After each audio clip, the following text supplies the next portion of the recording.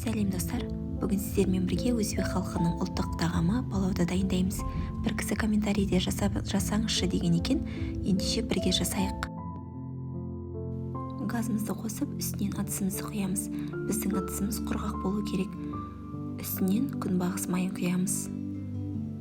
Енді майымызды жақсылап қыздырамыз. Оған дейін біз керек заттарымызды дайындап аламыз. Әбден қызған майымызға үстінен жуамызды саламыз. Енді жуамызды қызартып қуырып аламыз.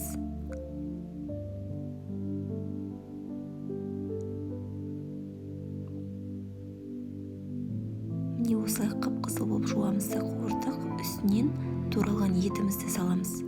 Турамай салсаңыздар да болады. Піскеннен кейін турай қоясыздар. Енді етіміз қуырылып болған соң үстінен сәбізімізді саламыз. Бір дана тәтті бұрышымызды және де томатымызды қосамыз. Егер де сіздер қосқыңыз келмесе, өз қалауларыңыз бойынша. Мен бірақ үнемі қосып отырамын. Енді әбден қуырылғанша қақпағын жауып қалдырамыз. Міне көріп тұрғандарыңыздай суы тартылды етіміздің. Үстінен енді қара бұрышымызды, қызыл бұрышымызды, тұзымызды, қантымызды және де чеснок саламыз.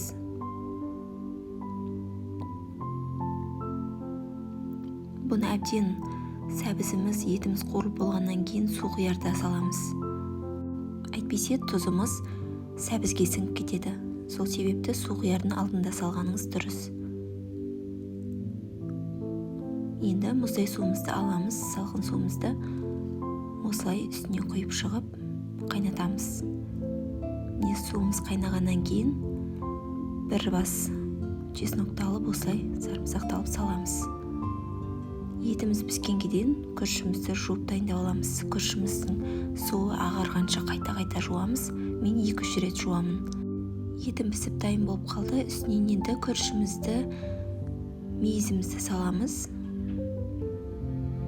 Міне қасықтың жартысы батып тұру керек. Біздің күрішіміз қайнады.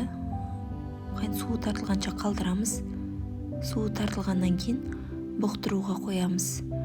Менің қақпағым кішкене ашық тұратындықтан бетіне одноразовый мешок жауып қойдым.